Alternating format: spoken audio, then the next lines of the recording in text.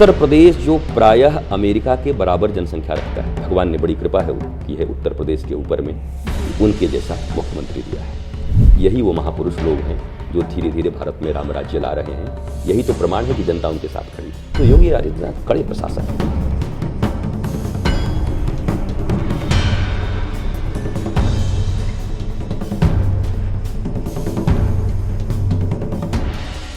मठाधीश से मुख्यमंत्री बने यूपी के यशस्वी मुख्यमंत्री योगी आदित्यनाथ। गुंडा माफियाओं के लिए एनकाउंटर बाबा है, आम आदमी के लिए ईमानदार प्रशासक और साधु संतों के लिए भगवाधारी बाबा।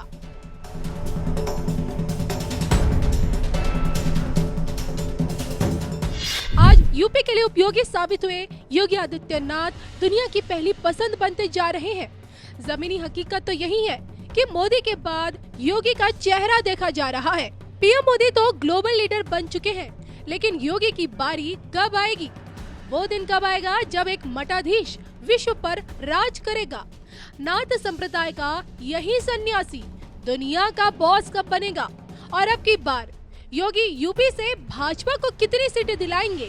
इसको लेकर वृंदावन की धरती से आनंद धाम के पीठाधीश्वर सदगुरु परम पूजनीय श्री रितेश्वर महाराज जी की दैवीय भविष्यवाणी क्या कहती है, देखिए सिर्फ धर्म ज्ञान पर। सन्यासी से अच्छा राजा कोई नहीं, योगी आदित्यनाथ जी की बारी कब आएगी? देखिए, योगी आदित्यनाथ जी की बारी तो आ गई है। मुझे लगता है जिन योगी आदित्यनाथ जी को गोरक्ष पीठ का एक सिर्फ मठाधीश के रूप में लोग कह के हंसते थे, अरे ये क्या करेंगे, मठाधीश हैं, मंदिर चलाएं, घंटी बजाएं, ऐसे करते थे। उन्होंने दूसरी बार सरकार ला दी और दूसरी बार सरकार ला करके लॉ एंड ऑर्डर को इतना चुस्त दुरुस्त कर दिया। उत्तर प्रदेश जो प्रायः अमेरिका के बराबर जनसंख्या रखता है जी, उत्तर प्रदेश को चलाना इतना सहज नहीं है। 25 करोड़ आबादी तो उस अमेरिका के बराबर जनसंख्या वाले प्रदेश को चलाना और बड़ी सुंदरता के साथ और सबके प्रति समान नीति रखते हुए, लॉ एंड ऑर्डर में अगर आप उसका विक्षेप करेंगे, अगर आप बहु बेटियों को छेड़ेंगे, आप किसी का जमीन इत्यादि हड़पेंगे, तो त्वरित न्याय की प्रक्रिया यहाँ पर रखी है। मैंने भी यही कहा है जीवन में कि हमारे धर्म में राम राज्य की एक ही परिभाषा थी, निःशुल्क और उत्तम शिक्षा, निःशुल्क और उत्तम चिकित्सा, निःशुल्क और अविलंब न्याय, त्वरित न्याय। ये जहाँ आता है वहीं राम राज्य होती है। मुझे लगता है यही वो महापुरुष लोग हैं जो धीरे धीरे भारत में राम राज्य ला रहे हैं और ये पूर्णतः राम राज्य आ जाएगा यहाँ पर। योगी आदित्यनाथ जी बहुत अच्छे प्रशासक हैं और संत हैं, संत हृदय नवनीत समाना। तो उनका हृदय सबके लिए है, परंतु सबके लिए हृदय तो भगवान श्री कृष्ण का भी है। तो दुर्योधन के लिए तो नहीं रखेंगे वो। दुर्योधन जो पूरे समाज को पीड़ा देने की कोशिश कर रहा है, रावण जो पूरे समाज को पीड़ा देने की कोशिश कर रहा है, उसका तो वध होगा ही, वैसे लोगों का तो पतन होगा ही। तो योगी आदित्यनाथ कड़े प्रशासक हैं, धर्म के पक्ष में हैं, सत्य के पक्ष में हैं, आम जनता के पक्ष में हैं। और अगर कोई दूसरे मार्ग से इस राज्य को प्रभावित करना चाहे तो कड़ाई के साथ, शक्ति के साथ निपटते हैं। इसलिए मुझे लगता है कि भगवान ने बड़ी कृपा की है उत्तर प्रदेश के ऊपर में कि उनके जैसा मुख्यमंत्री दिया है। चलिए, जाते जाते बस मोदी जी ने तो भविष्यवाणी कर दी है एनडीए और भाजपा को लेकर, आपकी भविष्यवाणी जानना चाहती हूँ। देखिए, लोकतंत्र में बयार सब कुछ कहती है, सीटों को लेकर बयार सब कुछ कहती है। आज आप देखो, मैं चूंकि इस प्रत्यक्ष राजनीति में मैं नहीं हूँ और धर्मपीठ पर हूँ, राजनीति में समझता बहुत हूँ क्योंकि मैं श्री कृष्ण को फॉलो करता हूँ और पॉलिटिक्स और डिप्लोमेसी पैदा होती है श्री कृष्ण के चरणों से। तो मैं नहीं समझता, ऐसी बात नहीं, मैं बहुत अच्छे से समझता हूँ। विद्यार्थी जीवन में स्टूडेंट लीडर भी मैं रहा हूँ, मैं सारी चीज़ों को समझता हूँ। मुझे ऐसा लगता है जो बयार है और राम मंदिर बनने के बाद जो उत्साह है, और केवल राम मंदिर नहीं, लोगों की जीवन बहुत सहज हुई है, गरीब माताओं की, गरीब ग्रामवासियों की, आदिवासियों की, उसका फल तो मिलेगा ना। और न मिलेगा तो इसका अर्थ है कि भारत दुर्दशा चाहता है अपनी।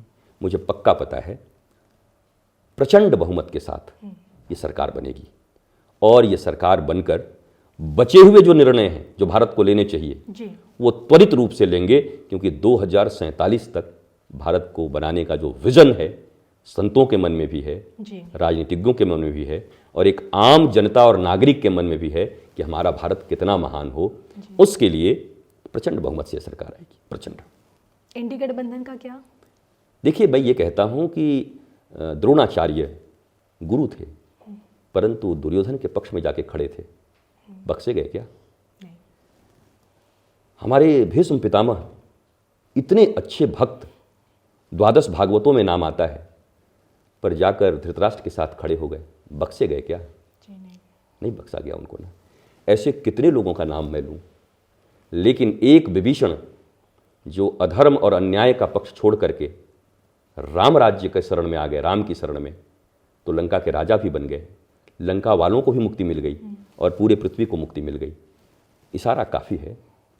व्यक्ति वहाँ भी अच्छे हो सकते हैं, पर गलत नीतियों के साथ अगर आप खड़े हैं, राष्ट्र विरोधी नीतियों के साथ अगर आप खड़े हैं, जी। पहले दल का विरोध करते थे, दल के दलदल में इतने फंस गए कि दल का विरोध करते करते भारत का विरोध करने लगे, और केले के छिलके पर पांव ऐसा फिसला कि भारत का विरोध करते करते रामकृष्ण और महादेव का विरोध करने लगे, संस्कृति का विरोध करने लगे।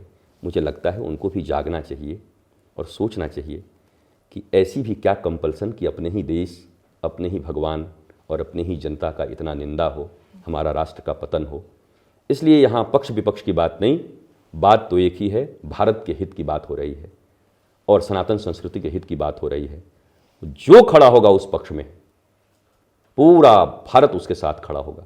आज खड़े हो जाए ना राहुल गांधी, पूरा भारत उनके साथ खड़ा होगा। खड़े तो हो जाएं, बोले तो बोल भी नहीं पाते। जो खड़ा होगा, मैंने उनका नाम इसलिए ले लिया कि नफरत नहीं है किसी को।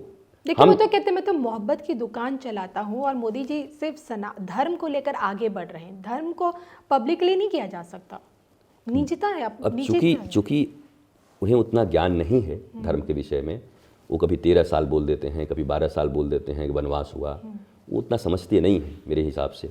जो समझते हैं वो बोलते हैं। धर्म का अर्थ होता है सत्य, न्याय और प्रेम धारण करने की क्षमता।